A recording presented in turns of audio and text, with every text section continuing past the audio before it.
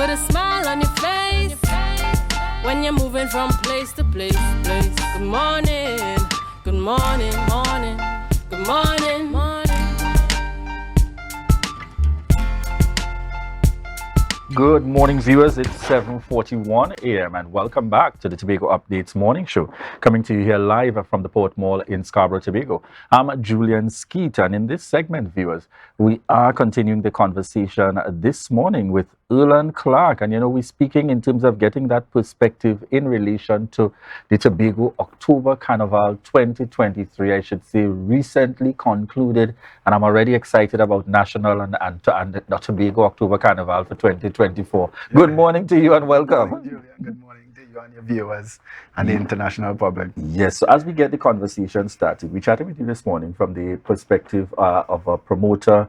I know you've been in the industry for a number of years. You would have also been involved in the first execution, last year, yes, and so on. Tell us your initial feelings before we go into the details of the carnival itself. Honestly, I'm very elated. I'm happy to see the product grow from last year. With all indications, we're going on the right direction. We have we got some lessons learned from this carnival, but definitely we would put things in place and make sure that the carnival product itself grows and Tobago grows with it. Right. I want you to tell us a little bit. I saw that initiative on 1 or 2 times coming to Shore Park. Yes. I saw you down there. We saw a coming together, of bands and yes, band leaders in terms of. Tell me a little bit about that initiative that took place out at Shore Park. I think it was under the Toka. Yes, correct. Yes. So what happened is that bands in this space, especially bands who were very elated for the October Carnival, came together and decided to form a group called the Tobago October Carnival Association, which is Toka.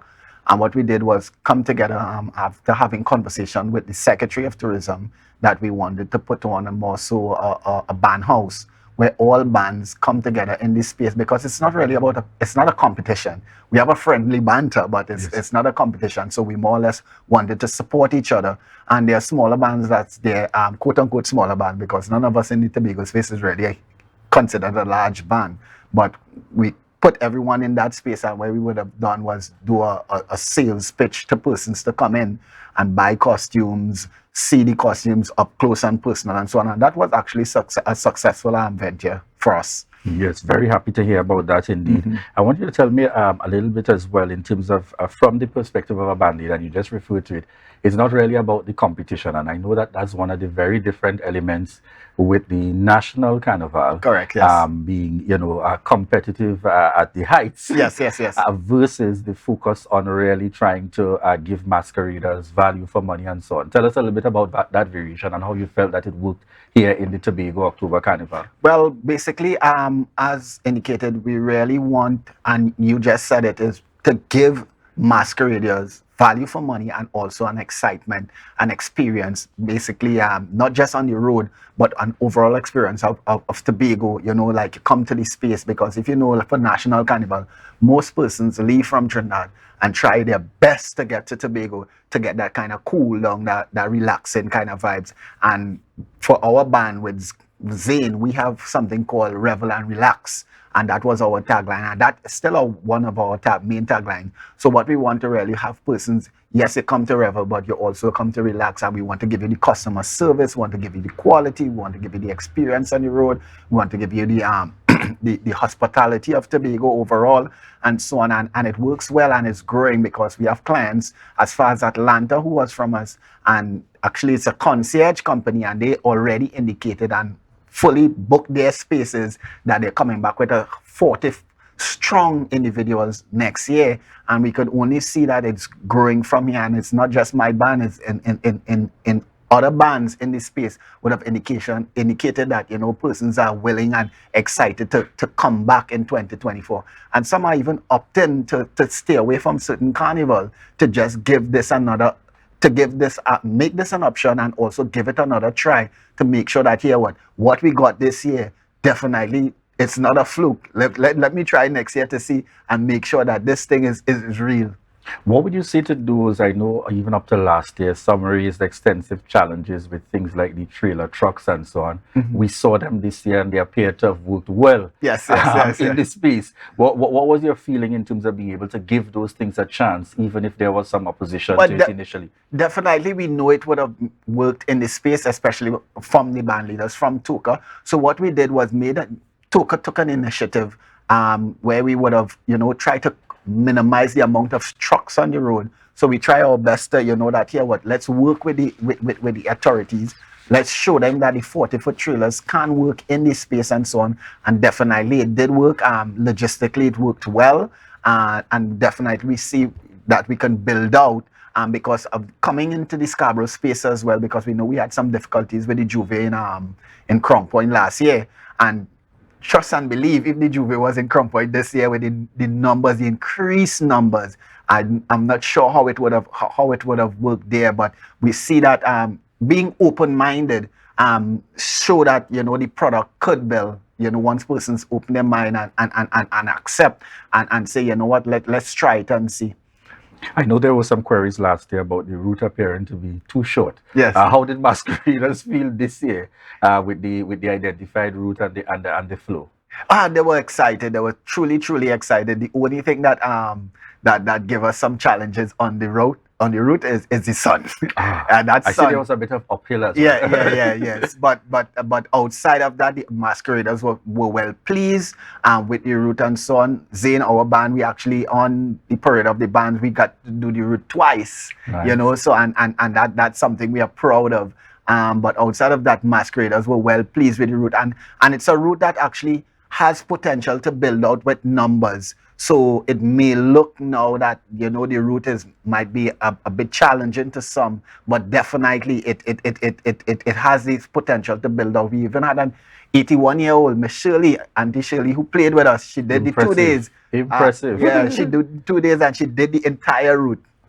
So definitely we have some potential there. Impressive indeed. Tell us a little bit about the night mass, because a lot of persons seem not to have known that we were having a night mass segment. How was that experience? Well, night mass itself, there were some challenges. I think based on marketing in the future, we can see some form of build out. I know the secretary would have informed us just before the carnival.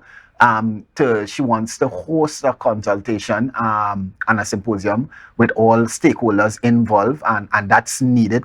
Continuous conversations is needed with the THA and stakeholders in this space, and we can look at the night mass. There may be some tweaking next year in regards to what go on what day and that kind of stuff and so on. And as you said, Julian, early on, it's young. The carnival is only in its second year, so we have to be open to changes, and we have to be open and willing to that here what this may not work in this particular space, let's try this and until we get the thing correct. Even with its success and the numbers that we saw here, there were still concerns raised in relation to when some of that signage would have gone up. And I know the secretary and the THA and the coordinators have accepted responsibility in that regard. But what do you feel is a more reasonable time frame to start pushing it? What would be your recommendations to be put forward on the table to join the conversation? Definitely, first and foremost, out of the block, we have over 60,000+ persons reveling in Trinidad for National Carnival. We need to do an activation in Trinidad, informing person of the Tobago Carnival and so on in the Trinidad space, be it a stage activation similar like what St. Vincent and Grenada and these other islands kind of collaborate with Trinidad to do. Definitely, I think from a marketing perspective, after Lent, the Easter time, we have the numbers in the Tobago space. We could start marketing from there and take it down. The bands, the Toka would have already made an initiative for us to launch our product early. So so basically we don't even have a window right now, because right off from next week we already started do design, look at teams and so on, because from April next year we want to roll out our product, so persons could see in regards to from the aspect of the THA, because they have the bulk and they have the capability for the marketing.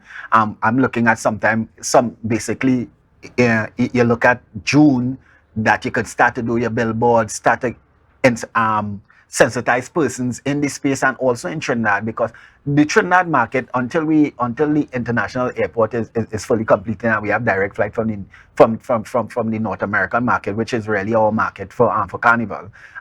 We have to really tap into that Trinidad market, because those are the masqueraders, those are the carnival chasers, and we'll definitely see benefits from it. My understanding is that the direct flights came in full. Tell us the support received in terms of international guests and so on. So I can talk about our band, Zane.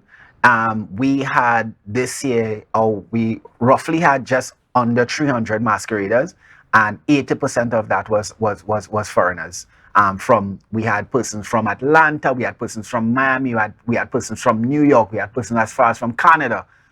So we have persons who are willing to buy into the product internationally. If we could see some more direct flights, if we can have conversation. I know the THA started conversation in regards to doing chartered flights from the North American market. If we can see those, definitely we have a golden goose.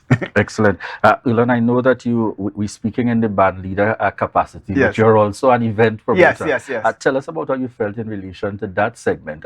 What I have seen definitely has an expanded the month before, yes, the events and so on that that take place in the lineup. What's your feeling towards those as well as part of the build-up for Tobago Carnival? Well, definitely out of the block, we know we had Dream with Mighty Crush. That was great. Then we had Rebel Road with Dynasty and DXL. That was wonderful as well. But what I'm asking for really and truly, Julian, is for especially for individuals in the space in Tobago to support the events, especially those early events outside of the week of Carnival.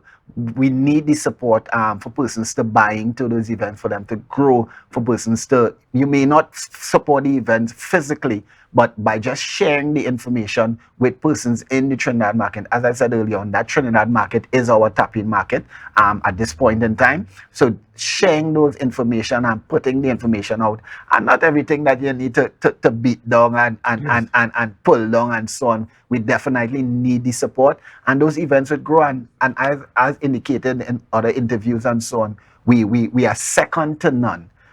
We offer events in Tobago that Trinidad persons coming to and wow, we don't even get this. And additional to that, you get value for your money in the Tobago space. Trust and believe. Indeed, commendations. And I like the call that you're making. Even if you are not able to make it, you know, you can join and support these initiatives by sharing and putting the information out there. Correct. Because you will have friends and colleagues. Such an important and crucial point. And I agree with you. I was there from day one. I was at Dream, Mighty Crush, right down in terms of the events. Because the point is, if this is something that we are going to build and support, we have to rely collectively both on the private entities that are a part of, an essential part, as well as the Tobago House of Assembly, to really look at that collaborative effort.